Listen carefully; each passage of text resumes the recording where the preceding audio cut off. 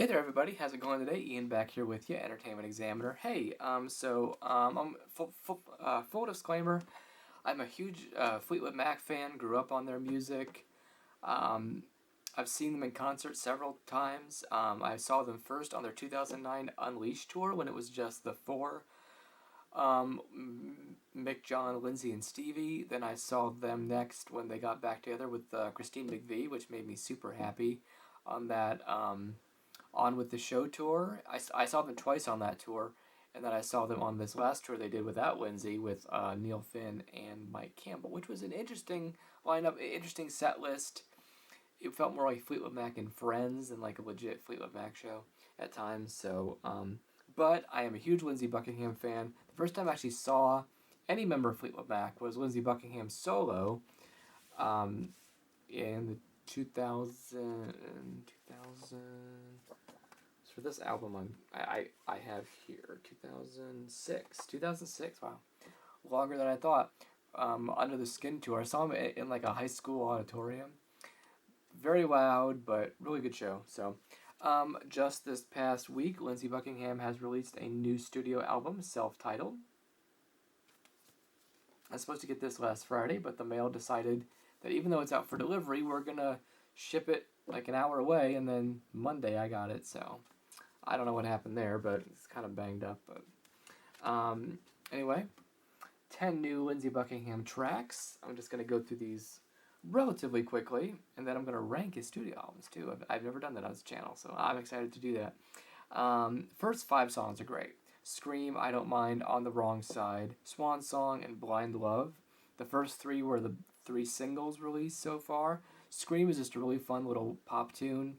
Short, it's less than 3 minutes, but it's just a really fun little melody line. I Don't Mind and On the Wrong Side are 2 great songs, probably the 2 best on the album. Just kind of classic Fleetwood Mac sounding Buckingham. He did On the Wrong Side on Colbert recently. Swan Song is really neat. I saw he's doing that in concert. It's kind of got this like electronic feel at the beginning, and then kind of maybe a Latin feel near the end of the chorus. But I really liked it. It's a really good song. Blind Love, the 5th track on the album, is a ballad. It's definitely one that I think is going to grow on me. I like that song. The 6th song is a cover, and I forget who it's by, called Time, and I didn't really care for it. It's kind of slow and it's kind of plotting, and it doesn't. I was kind of okay when it was over. Wasn't a big fan of that one. The next 3 tracks I did like. Blue Light, I definitely want to hear that one again, or really just a good pop song. Power Down's really cool. I like Power Down a lot. I like where he goes in the chorus. It's kind of unpredictable, kind of a different sounding. He's using a lot of like loops and like different vocal stuff. It kind of reminded me of something he would have done early on in his career.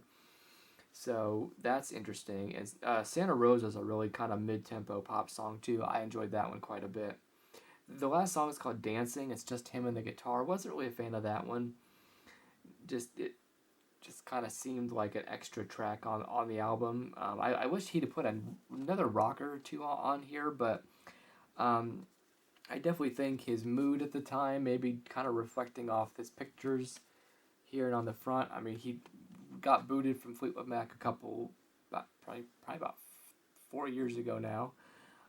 He recently had heart surgery. He's going through a divorce, so I'm sure this is kind of a more,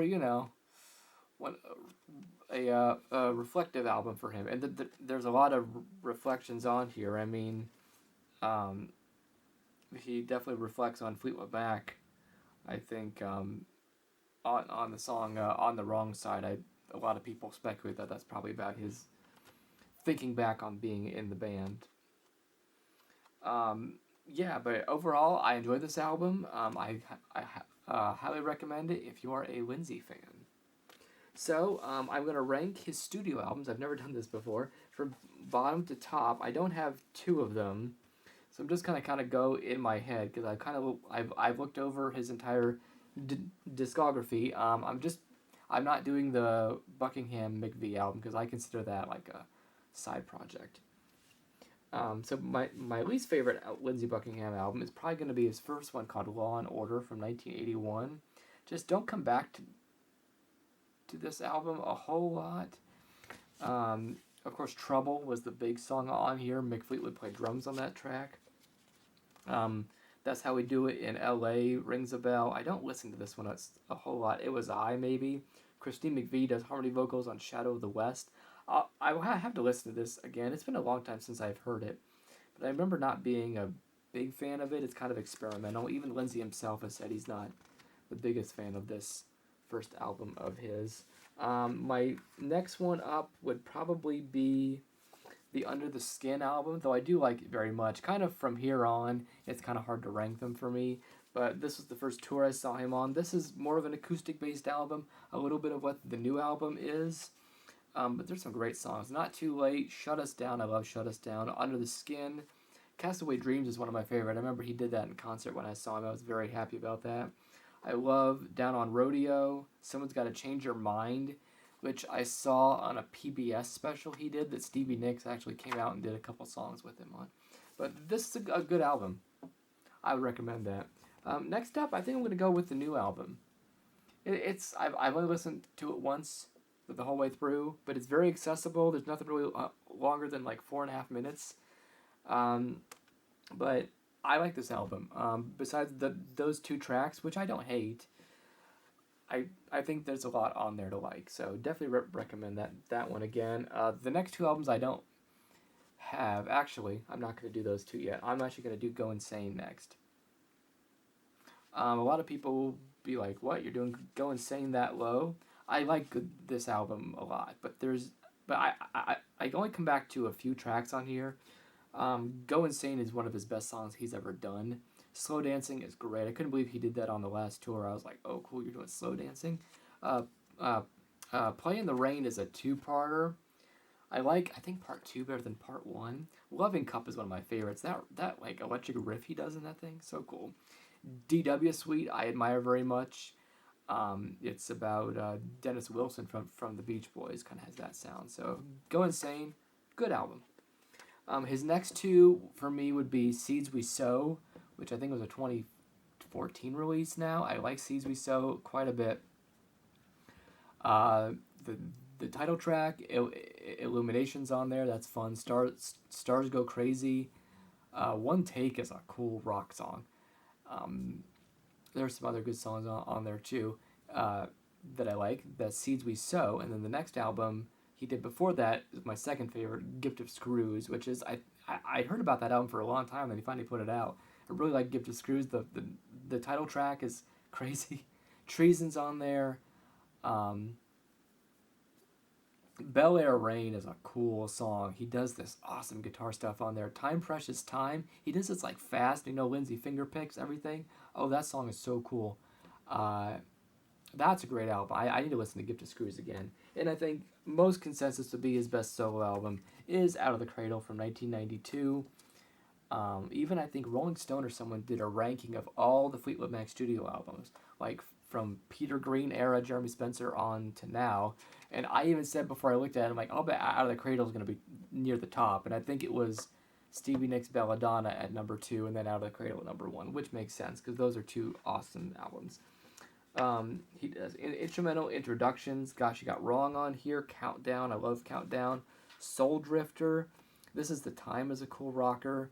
Surrender the Rain, and Doing What I Can is my favorite Lindsey Buckingham song. He's doing that in concert now. That's a great song. So fun. The chorus is cool, and it's one of my favorite guitar solos he's ever done at the end of that song. It's crazy. Turn It On is really great too. So yeah, I like that a lot. So there's that track listing. Check Out of the Cradle. Man, great. But yeah, so that's my overview of Lindsey's new album, self-titled, and overlook at his discography. So if you're not a Lindsey fan or just know Fleetwood Mac but not Lindsey, check out these albums. I mean, really, there's some great stuff on here. So, okay, that's all I got for this video. Like, comment, subscribe to my page, Entertainment Examiner, and ring the bell so you guys know when I post new videos, and leave me a comment. I'd love to hear from you fellow Fleetwood Mac fans out there. You guys like this new Lindsey album? What's your favorite classic Lindsey album? Let me know. I'd love to hear from you guys. or any Fleetwood Mac solo album. I love a lot in the Stevie Nicks catalog. I like both Christine albums. There's some good stuff out there, so yeah, let me know. So okay, that's all I got for this video. So thank you guys so much for watching, and I will see you guys next time.